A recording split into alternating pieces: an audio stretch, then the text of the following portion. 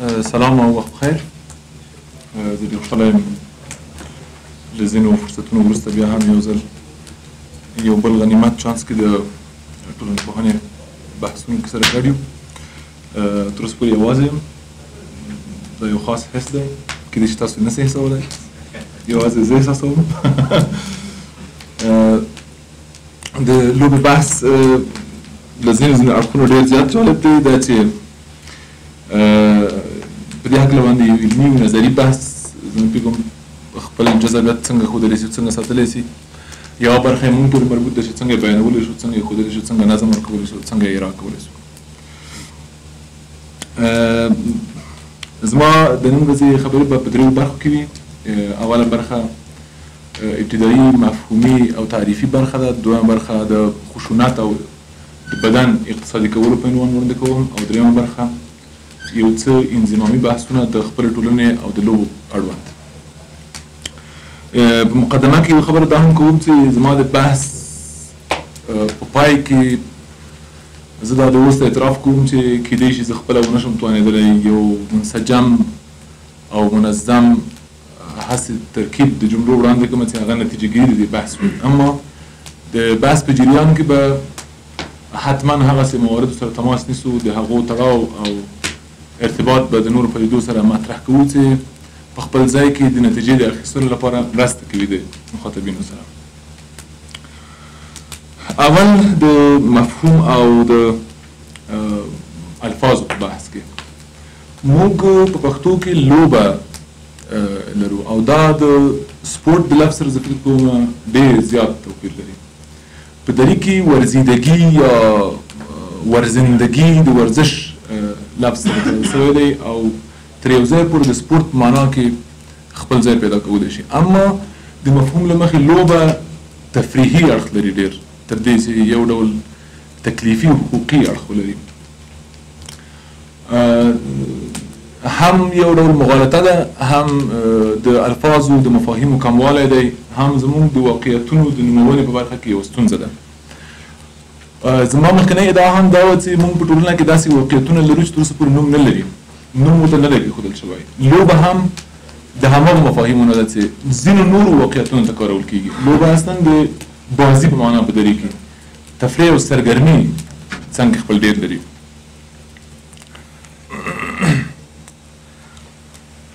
په تفاوتونو کې جالب بحثونه شته ده. مثلا که ووایو ډېر واضح او څرګند ووایو د لوبې د تفریح او د سرګرمۍ په معنا د لوبې کورنۍ رابطه یا هم خانوادگی ووایم یا حلقه شریک حلقه لذت او مصرف دی. اما د ورزش په معنا کې د لوبې مفهوم تکلیف او ونډه اخیستل دي، مکلفیت دی. یعنی لوبه د تفریح په معنا د خوند او مصرف سره تړلې ده، اما په حقوقي معنا او په وظیفوي معنا یو ډول مکلفیت دی. د ټولنې د ځینو وګړو د ځینو ډلو وایم چې ټولنیزه ډله موجوده وي د ټولنې په رابطه د لوبو په رابطه. له دې ورخه دا فوق العاده تفاوت لري. موږ یو ډول لذتمندو احساساتو سره تړلي یاستو، یو ډول مکلفیتونو سره تړل سوي یاستو. په دې خاطر دا مفهومي بحث په پیل کې ډېر زیات مهم دی. دغه اوسنی بحث هم چې ادامه ورکوو د لوبې لفظ کاروو، زموږ مقصد ورزش دی نه تفریح. او هیله دا ده چې اوسو کولی په آینده کې د دې واقعیتونو لپاره ځانګړي مفاهیم ولرو، هم د ژبپوهانو او ادیبانو په ونډې او هم د ټولنپوهانو او څېړونکو په ونډه. د لوبو پېژندلو کې یو بحث دا دی، ابتدایي بحث، لوبه بیولوژیکي فرهنګي پدیده ګڼل شوې ده. یعنی یو ابتدایي او کلي تعریف کې د حیواناتو سره مشترک بحث د لوبې اړوند کېدلی شي چې انسان هم دا ډول بیولوژیکي فرهنګي فعالیت درلودلی شي چې فقط بیولوژیکي ډول حیوانات درلودلی شي، عادت وارګي یا د عادت سره برابر، د ځینو حرکتونو د تکرار سره برابر. اما په یو بل برخه کې لوبه ټولنیز بحث درلودلی شي. لوبه په خپله ټولنیز عمل ګڼل کېدلی شي، ټولنیز چلند چې د وګړو ترمنځ په خاصو قراردادونو کې معنا لري. په مقابلو قراردادونو کې چلندونو کې چې یو بل سره په وړاندې کوو خاصه معناګانې درلودلی سي او خاص ځای لري خپل په جوړښتونو کې خاص جوړښتونه لري اصلا خاص اهداف ورسره تعقیبېږي په ټولنه کې دا وروسته کې خپل بحث لري چې ټولنه د لوبې په رابطه کوم ډول تقسیمېږي موږ مثلا تماشاچیان لرو مینوال لرو مثلا دا ټولنه ویشي ده په همدې رابطه چې همدغه چلند سره په ارتباط تفهیم کېدلی سي یو د ټولنیز بحث کله د لوبې په هکله کوو یو د بدن ټولنپوهنه ده یو تخصصي ډول سره مطرح ده یو د ورزش ټولنپوهنه ده دا اختصاصي ډول سره یو بل ځای کې مطرح ده د بدن ټولنپوهنه نن د اروپا نه رالېږل شوې را انتقال شوې اصلي فورم یې مغز نه اخیستل شوی دی فوق العاده ځانګړي اړیکې تحلیل شوي دي هم د سیاست سره هم د اقتصاد سره او د نن ورځې د لوبې په حلقه کې خصوصا د ټولنپوهنې له اړخه د بدن مفهوم یو ځانګړی سمبول دی او ځانګړي الهامات او افکار او احساسات او اندېښنې راپارولی شي د ځان سره اندونه راپارولی شي د ځان سره په فرهنګي معنا هم لوبه یو معناداره عمل دی البته د فرهنګ د ډېر بشمېرو تعریفونو ترڅنګ هغه تعریف چې ویل کېږي فرهنګ د معناګانو یو سیستم دی په هغه ځای کې که داسې مطرح کوو لوبه هم یو معناداره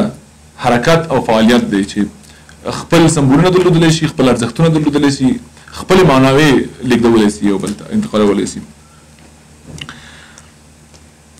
دا په فردي ډول په جمعي ډول دا لوبې ترسره کېږي نمایشي ډول او ډېر زیات نور څېړنیز ډولونه اخیستلی شي چې کله یې وڅېړو کله چې یو محور مثلا د سیاست محور پام کې ولرو یو ځانګړې ویشه د دې منځته راځي کله چې اقتصاد محور کې وګڼو بیا یو بل ډول ویشه ترې ټولېدلی شي علمي بحثونو کې هم همداسې په ځینو نورو ټولنو کې د ورزش د مطالعاتو بېلابېلې برخې شته چې هغوی په تخصصي ډول سره دا څېړي او همدغه تر جزئیاتو پر راخلي زه غواړم د دې ځایه د ټولنپوهنې بحث پیل کړم چې د لوبې په جریان کې وګړي یو بل سره مخ نه دي ټولنې یو بل سره مخ دي کله چې لوبه جریان لري دوه کسان یا څو کسان ټیمونه په عنوان او په مفهوم لاندې را جوړ شوې ډلې کله چې دوی یو بل سره مخ کېږي اصل کې ټولنې دي فرهنګونه دي چې یو بل سره مخ دي که د دوی انګیزه دا وي چې مقابل کې واقع دي یو د بل ټولنې یو بل سره مقابل کې واقع دي که د دوی انګیزه دا وي چې تعامل کې واقع دي یو بل سره نو ټولنې یو بل سره تعامل کې واقع دي لکه څنګه چې تماشاچیانو په هکله ویلی سو د مینوالو په هکله ویلی سو په دغه ټولنیز مخاوي کې چې زه د مخاوي لفظ ورته کاروم مواجهه اصلا ټولنې یو بل سره مخامخ کېږي هم په وړه سطحه په ټولنه کې دننه ډلې هم په لویه سطحه د یوې ټولنې او بلې ټولنې ترمنځ او ځانګړی احساس او ځانګړې نیتمندي تر شا پرته ده ځکه خو ټولنپوهنیز بحث ترې کېدلی شي ټولنیزه څېړنه پرې باندې کېدلی شي د دې په دوام کې د غرابي یو مفهوم غواړم دلته وکاروم انتخاب په لوبو کې د سیالیو د انتخاب مسله ده همیشه لوبې په دې خاطر یعنی دا یو ډول برداشت یو روایت د لوبو دی لوبې په دې خاطر هم کېږي چې یوه ډله یوه ټولنه یا یو لوری د لوبې غوره کړی شي انتخاب سي یا تایید سي په دې بنا د لوب ماهیت کمپایني ماهیت دی لوبه نمایش ده او کمپاین دی د خپل خوا کمپاین دی د خپل اړخ کمپاین دی د خپل خلکو د برلاسي او د قدرت کمپاین دی ماهیت کې دا شی کېږي ډلې یو بل سره په لوبه کې مخ کېږي چې ټولنې یو بل سره مخ کېږي او په دې کې کتونکي مینوال باید تایید وکړي تایید غوراوی وکړي په دې کې ګټونکی بل څوک نه دی اصلا لوبه کې ګټونکی معنا نه لري ګټونکی فقط هغه څوک دی چې انتخابېږي ګټونکی هغه څوک دی چې دغه جمعي احساسات یو لوري ته وړي ځان سره جمعي حس ته نوم کېښودلی سي شعار ورته جوړېدلی سي تر شا په مینوالو کې موږ یو ویشه داسې درلودلی شو ټولنه د لوبې په رابطه باندې ویشل کېږي هغه کسان چې د لوبې نندارې کوي هغه کسان چې د لوبې مینوال دي د مینوالو تفاوت د تماشاچیانو سره دا دی چې تماشاچیان یوازې د لوبې کتونکي دي پرته له کوم خاص انتخاب. دوی کیدای شي خپل خالي وخت پیدا کوي، کیدای شي د یو بل کار لپاره راغلي وي، کیدای شي د خبرو اترو لپاره راغلي وي، کیدای شي د ځای د ډکولو لپاره راغلي وي، کیدای شي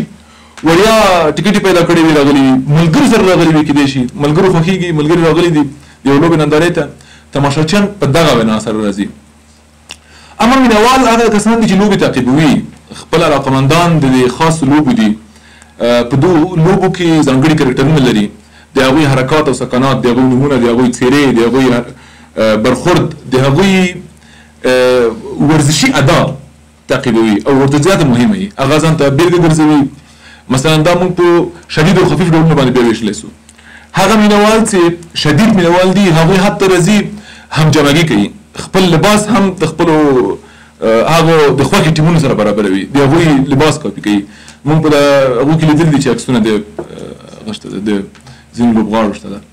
د هغوی نومونه اخلي، د هغوی حرکات اخلي، د هغوی ویډیوګانې اخلي خپروي، د هغوی عکسونه اخلي، دوی ورسره عکسونه اخلي. شدید مینوال دي، د هغوی لپاره لګښت کوي، اصلا د هغوی لپاره کمپاین کوي. خفیف مینوال بیا یو څه تر دې راکم. اما په تماشاچیانو کې هم یوه ویشه داسې شته، مستقیم تماشاچیان او غیر مستقیم تماشاچیان. دوی فقط مصرفونکي د ورزش دي، په دې اصطلاح باندې ډېره ښه واضح کېدلی شي. مصرفونکي د ورزش د لوبو مصرفونکي هغه خلک دي چې اکثریت دي تر مینوالو دوی یا حاضریږي په مجلس کې، په استډیوم کې، په یو تالار او په یو میدان کې او د لوبې ننداره کوي د نږدې نه. کله چې عمومي احساسات یو لور ته ورځي، د دوی هم احساسات هماغه لور ته ورځي. معمولا تماشاچیان احساسات د مینوالو د احساساتو او د لوبغاړو د حرکتونو او د هغه حرکتونو چې په معنا باندې کتونکي پوهیږي یا مینوال پوهیږي د هغو احساساتو سره ځي. په همدې خاطر موږ داسې وایو چې کله لوبه په میدان کې دننه کیږي، کتونکي لري او مینوال لري، دا لوبه یوازې د کسانو لوبه نه ده، د څو کسانو دا د ټولنو لوبه ده. هماغومره انرژي درلودلی سي، هماغومره قدرت درلودلی سي چې کولی شي هماغه شیبه هماغه څه چې جریان لري هلته د لوبو په مهال واړوي یو خوا بل خوا ته، نوي تعریفونه ایجاد کړي، نوي ارزښتونه ایجاد کړي، نوي اړخونه په ټولنه کې ایجاد کړي، دا تاثیرات درلودلی شي. هر څومره چې کسان د یو لوبې په ننداره کې ډېر وي،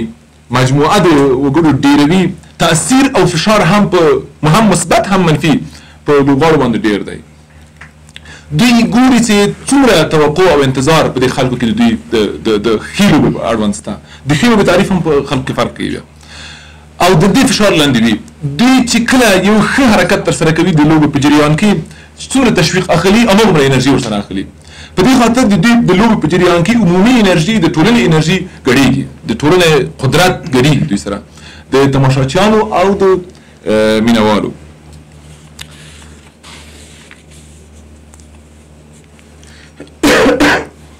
په دې بنا د ټولنې ویشه چې موږ د تماشاچیانو او مینوالو په عنوان کوو، ټول هغه کسان چې لوبې تعقیبوي دوی یو ډله خلک نه دي. هم د لوبې ورتګ ده د خلکو خواته، د لوبې نفوذ ده، د لوبې د فرهنګي معنا، د لوبې مثلا ټولنیزه معنا، اقتصادي او سیاسي معنا نفوذ لري په خلکو کې او دا خلک ویشي مختلفو ډلو باندې،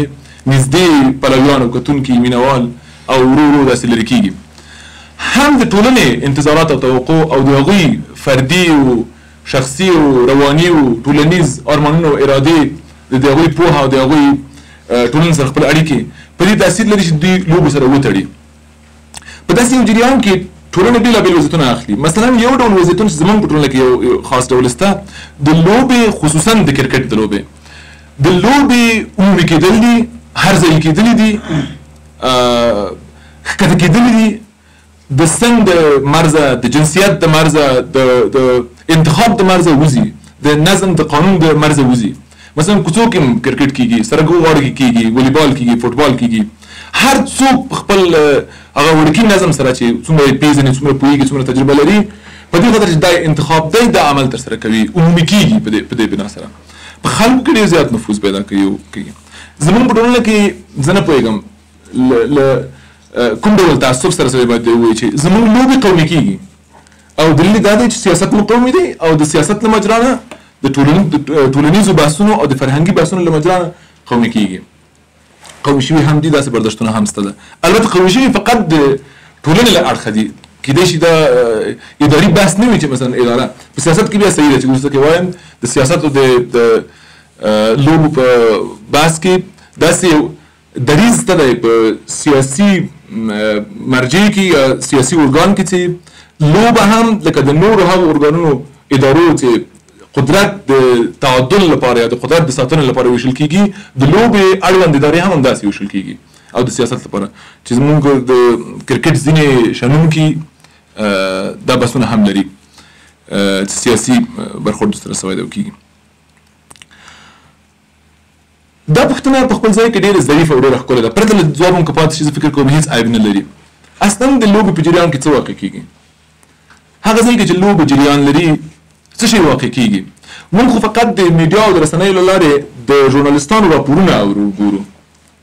هغه ژورنالستان چې د میدان کې دي د لوبې په جریان کې خپل خبرې، خپل جملې، خپل کلمات، خپل عواطف او احساسات او خپل تصویرونه انتخابوي تر څو خلکو ته یې ورسوي.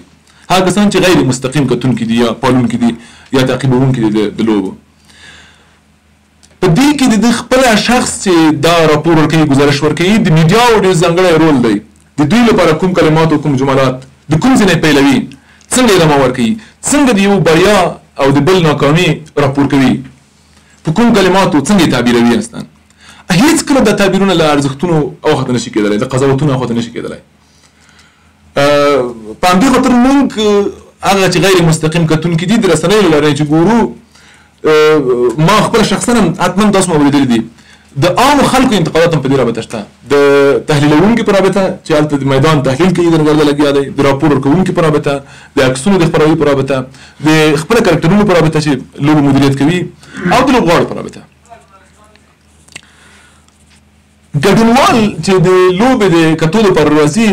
څو ډوله ویشل کېدلی شي. سره دې چې د دوی په رابطه باندې دا خبره ډېر ښه صدق کوي چې دا د لوبې د چاپېریال برخه ده. دا وګړي چې ټول راغلي دي موافق او مخالف، با احساسه او کم احساسه، ډېر شدید مینوال، خفیف مینوال او کتونکي، دا ټول د دغه جریان د لوبې د جریان او د دغه چاپېریال برخې دي. هم په دوی باندې تاثیر کوي دا جریان، هم دوی تاثیر پرېږدي په عمومي لوبه باندې او بهیر باندې او په ارزونه باندې. اما په دې کې یو ویشه داسې هم کېدلی شي، ډېره نازکه او ظریفه ویشه چې کتونکي معمولا یو شمېر شنونکي داسې تحلیلوي. کتونکي یا روغ، سالم، مینه‌ناک، اړیکپال او عموما د تفریح په هکله د لوبو په هکله باندې یو خاص ډول باور لرونکي خلک دي. دا یوه ډله. اما دا تماشاچیان کیدای شي یو ناروغ تحلیل هم ترې وشي. تماشاچیان معمولا تخلیه کوونکي دي، رواني تخلیه کوونکي، دوی نور عقدې لري راځي دلته مثلا. داسې تحلیل هم شته. دا ناروغ خلک دي، عقده‌يي خلک دي، اړخ پلوه خلک دي،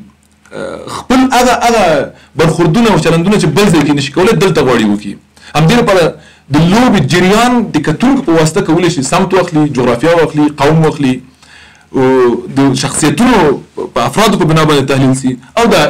دغه رقم ته ویشتنه وسي. ولې په هر حال زمونږ د میدانونو او زمونږ د تماشاچیانو تحلیل وسي له دې هم فارغ نه یو، سره دې چې مونږ به اوس کولی راتلونکي کې ډېر تخصصي تحلیلونه دې وګړو ولرو چې هلته ګډونوال دي. د لوبې او د روزنې په هکله باندې څو خبرې لرم. زه هیله منم چې خبرې مې ډېرې نه سي، زه نه پوهېږم څومره وخت دی راسره، لس 15 نورو دقیقو کې تکمیل کړم. یوه تاریخي مسله ده. د یونان او د روم حتی تر هغې وړاندې هم د دونه یو ډول میراث پاتې ده، یو ډول خاص ډول تجربې میراث شوي دي، یوناني رومي مشترکې تجربې میراث شوي دي. روزنه د همغه وخت نه یو ډول جبري لوبه هم درلوده. لوبه په جبري ډول سره په روزنه کې شامله وه. وګړي باید آماده وي. تر نن ورځې هم په ځینې څېړنو کې حتی په مدرنو دولتونو کې د فوکو په وینا همدغه دولتونو کې هم په بدن باندې سیاست اعمالیږي او دا د یو مجرا د لوبې مجرا ده. د دې لارې کېږي چې سیاست برخه کې روښانه کوم. مثلا په تاریخي لحاظ سره ویل شي هغه مهال چې ما په هغه کې مطالعه کړ ویل دوران په تاریخ کې هغه مهال چې انسانانو به ښکار کوو د ښکار غوښې به یې خوړلې هغه مهال د ښکار کولو لپاره قوي قوت بدني قوت ته ضرورت و او هغه کسانو به چې دا ښکار ښه کولی سو هغوی پیاوړي خلک ګڼل کېدل یو خاص ډول منزلات یو خاص ډول تاریخ په ذهنونو کې درلود همدې لپاره وروسته کې به یو ډول ارمان باندې بدل شو ښه بدن او قوي بدن درلودل هغه کسانو به چې ښه منډه وهلی سو هغه کسانو به چې ښه ګزار کولی شو هغه کسانو به چې ښه کلک نیولی سول هغه کسانو به چې قوي حیواناتو نه ځان ژغورلی سو ګواښونو نه به یې ځان ویستلی سو دا مطلوب کسان وو دا ډول وضعیت مطلوب وضعیت و په دې خاطر بیا دا جبري کېدل هم د انسان د بقا لپاره چاره نه وه پرته د دې چې قوي واوسي او بله مسئله د کار مسئله ده پراکسیس تاسو مارکسیزم کې د کار مفهوم لرئ زه فکر کوم دلته یو جالب ارتباط درلودلی شي کار دوه تعبیر ترې کېږي یو تعبیر دا دی چې د کار لپاره قوي کسانو ته ضرورت دی تولیدونکي کسان عین وخت کې د مارکس د تعریف په اساس کار د شخصیت جوړونکی دی څوک چې کار نه کوي د شخصیت ناقص دی هغه یوازې مصرفونکی دی دینه د چپیانو او د چپیانو را دې خواته کپیټلیستانو په لویه کې مختلف ډول استفادې کړي دي د همدې مفهوم نه زه فکر کوم حتی د لوبو په ارتباط د دې لپاره چې ښه کار وشي ښه کار تولید شي دوی راغلي دي کار یې په خپله داسې تعبیر کړی دی چې کار د بدن قوي کوونکی دی بلې کار د بدن قوي کوونکی دی یو ډول ورزش دی اما کار بیرته د بدن مصرفونکی دی دا انتقادي اړخ دی کار بیرته د بدن له منځه وړونکی دی هغه ډول کار چې په دغه زحمتکشو په همدغه کارګرو کې په دوی په تعبیر شته دا ډول تحلیل هم په تاریخي بنا باندې کېدلی شي او زه فکر کوم په نوو دولتونو کې په نوو سیستمونو کې په نوو تجارتي او د سرمایه ګزارۍ په نوو تحلیلونو او لایو کې چې جوړوي فوق العاده تحلیل کېدلی شي ممکن دی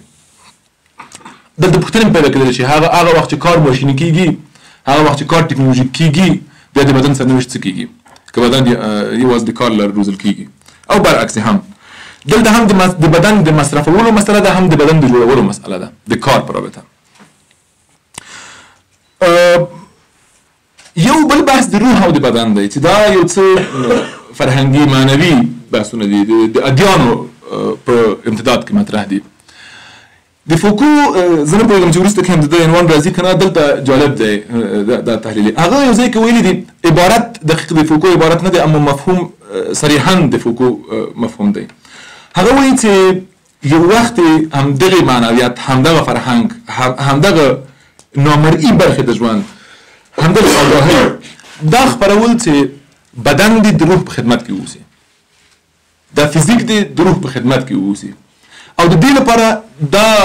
دا تعبیرونه منځته راغلي وو چې په دین کې ریاضت کېده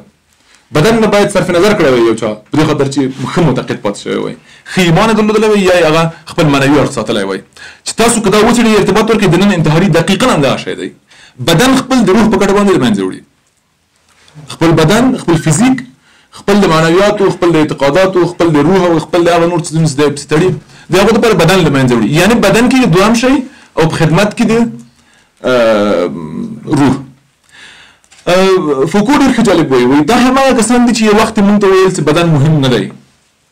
نن بېرته راته وایي چې بدن ډېر مهم دی څه معنا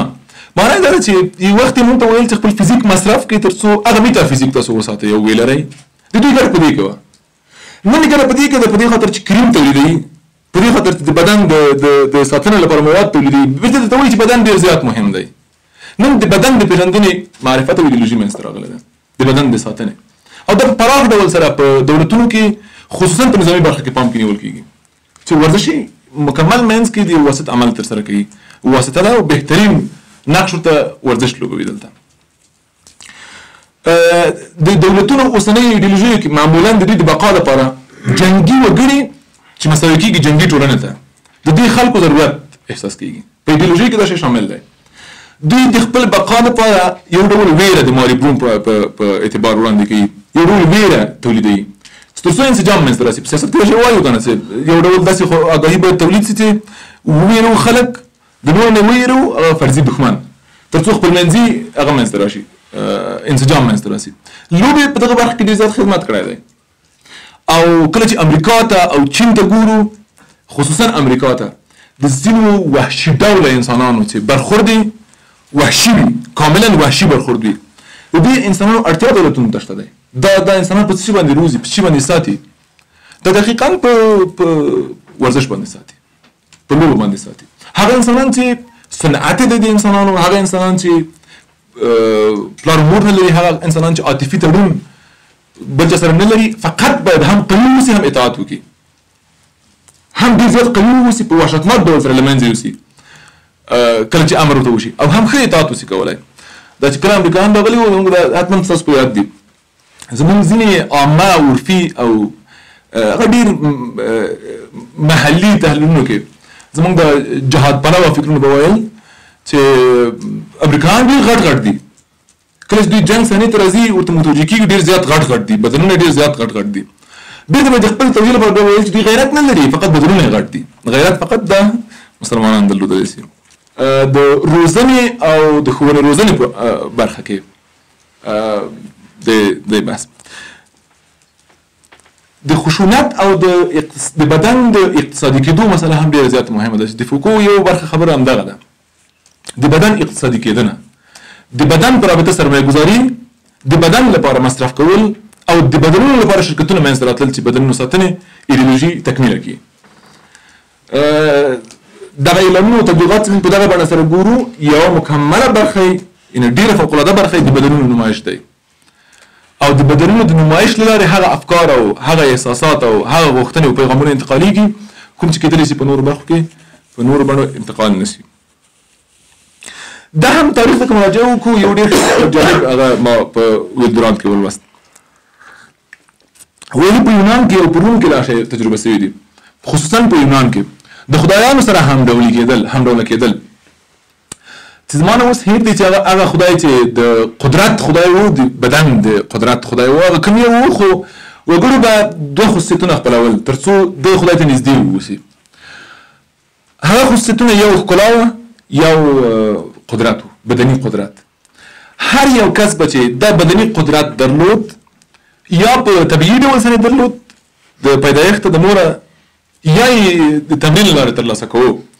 دی به یو ډول څو ګامه د نورو نه خدای ته نږدې ګڼل کېده، هغه خدای ته چې همالته و. په دې خاطر دا یو ارماني ایډیولوژي پیدا شوې وه. ښه بدن ارمان و د ډېرو کسانو، تر نن ورځې پورې هم دا شی شته. نن د بیان په فنونو کې یو برخه ده چې که څوک غواړي ښه بیان ولري باید ښه بدن ولري. ډیپلوماسي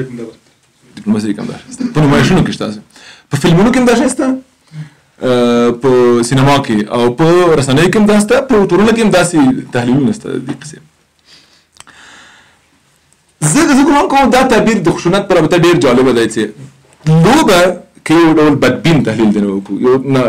منفي تحلیل دی وکړو، لوبه د همغو پخوانیو تاوتریخوالو قانوني بڼه ده چې نشته، منل شوې بڼه ده، بل هېڅ شی نه ده. اصلا د همغې جګړې چې هغه وخت کې به په عوامه سطحه د ټولو ترمنځ کېده،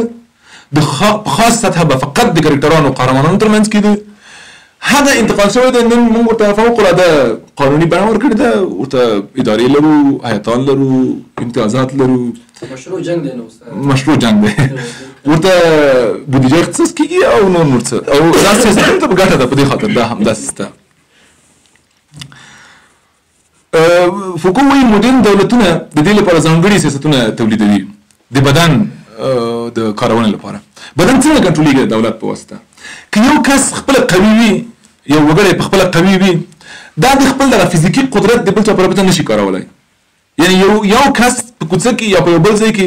بل کس سره فزیکي برخورد نشي کولی، دا جرم ګڼل کېږي، تعرض ګڼل کېږي په حقوقو باندې. اما هغه ځای کې چې دولت ورته اجازه ورکړي، به اجازې دولت، کله چې دولت اجازه ورکړي پولیس کولی شي خلک ووایي، هېڅ قصه نشته، هېڅوک یې پوښتنه نشي کولی. هغه ځای کې چې قانونونه منځته راغلي، دا قوانین خو ټول دفاعي قوانین دي چې وروسته راځي د خلکو د هغه لپاره چې څنګه د اصطلاحي حقوقي اصطلاحي څنګه د اعادې حیثیت ته ونه پوهېږم بیا دغه. مګر زه فکر کوم هغه څوک چې ډبول شوي وهلي خوړلي دي فزیکي برخورد سره سمه ده، د هېچ چا پوښتنه نه کېږي او نه ده شوې. خصوصا څومره چې دولت دیکتاتور او خطرناک وي، سیاست هغومره جدي وي. دا مسله په همدغه باندې سره قرارداد ده او منل شوې ده، تقریبا ټوله منل ده چې پولیس باندې وارو کې هېڅ خبره نشته،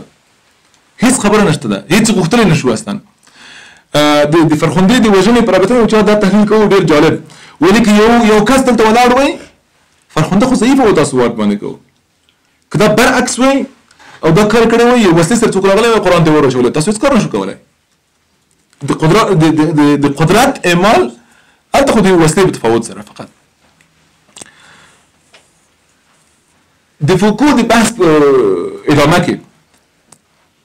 قوي بدن د ورزش له لارې ټولنیز موقعیت ایجادوي یو خاص ټولنیز موقعیت وګړي ته ورکوي پر نور باندې اغیز ورکوي په نور تاثیر ولري خلک ارمان وکړي زما نه یېرېږي په زه نه پوهېږم د کومو کلونو دا د ګمان کوم د 1990 یا د 1980 چې آرنولډ نړیوال قهرمان و د بدن جوړونې د هغه عکسونه کوم ډول سره خپرېدل مثلا زه ګمان کوم دا یو ډول تحقیر دی دا آرنولډ عکاسانو ویستلی و د باندې ټولنې منځ ته خلکو منځ ته چې خلکو منځ کې فقط وګرځي دوی عکسونه اخیستل تر څو وښیي خلکو ته چې نور سره تفاوت څومره ډېر دی زه ګمان کوم دا نور ته تحقیر و یو ډول اما د ده برجستګي ښوده دی ښوده چې مثلا دا لباس چې اغوستی ده تاسو هم دا لباس اغوستی مګر ده سره څومره ښه ښکاري داسې یو تبلیغ کوو داسې یو آګاهي ایجادوله ښه د بحث هغه موج او اصلي نقطه سیاست سره رابطه ده له دې وروسته فقط دوه درې مثالونه لرم نور یې ختموم که خسته سوي یاست بخښنه راته وکړئ وخت پوره دی 15 دقیقې پوره شوي دي ښه زه دا تکمیلوم چې بیا پاتې نشي را سره یادښتونه نشم وړی ورته د سیاست او د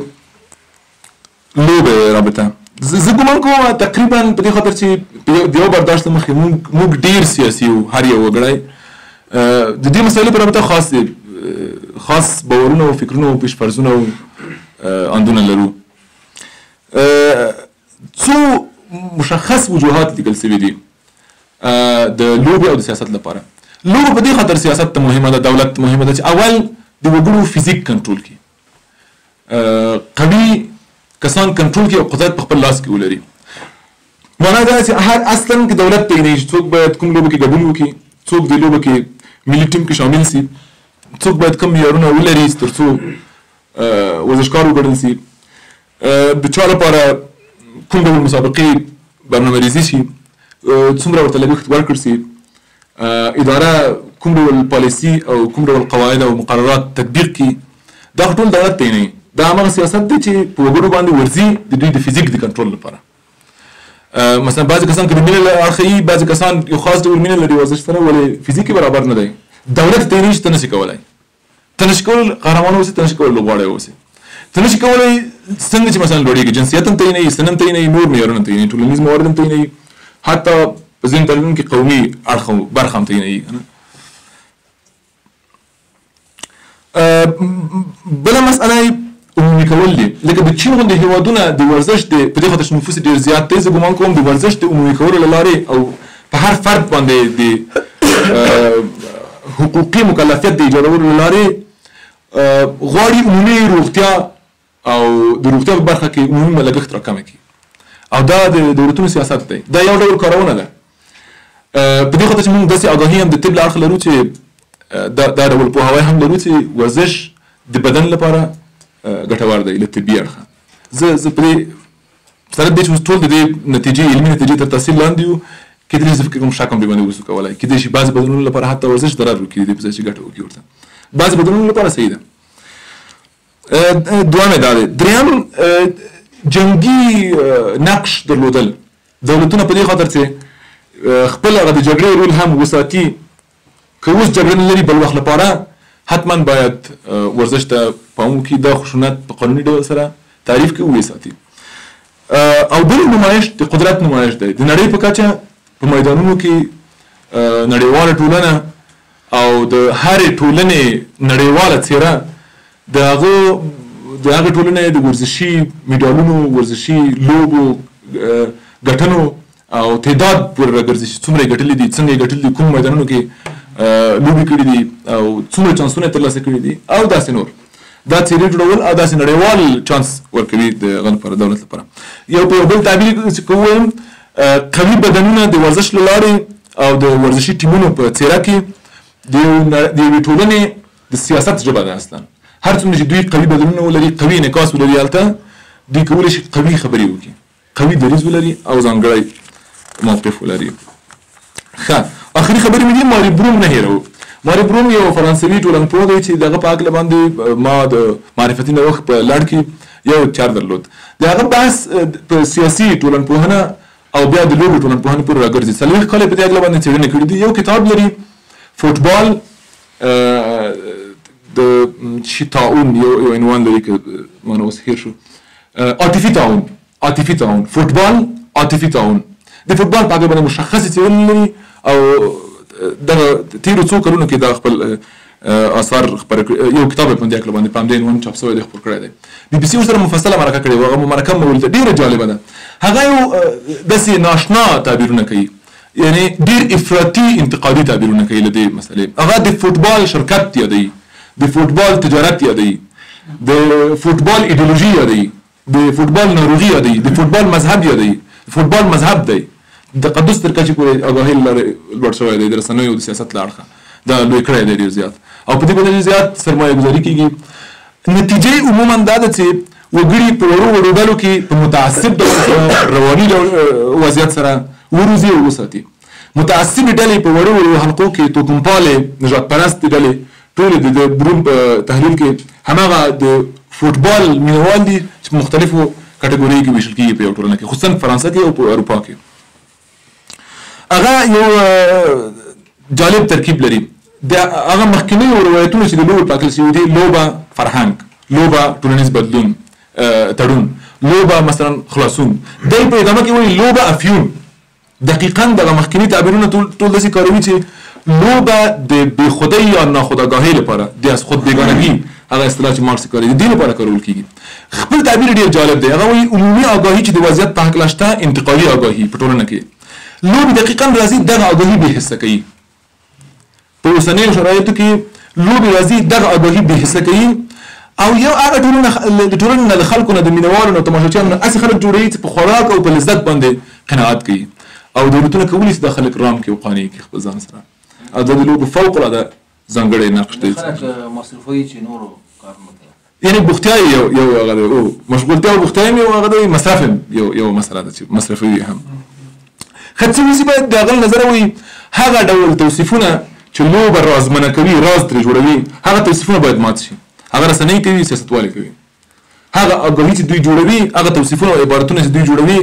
هغه عبارتونه او توصیفونه راز لري له خپل ځان سره، او د ټولنې یو ډېر لوی موج له ځان سره کوي. په دې خاطر هغه توصیفونه باید مات شي او له منځه لاړ شي، تر څو د ټولنې په رابطه د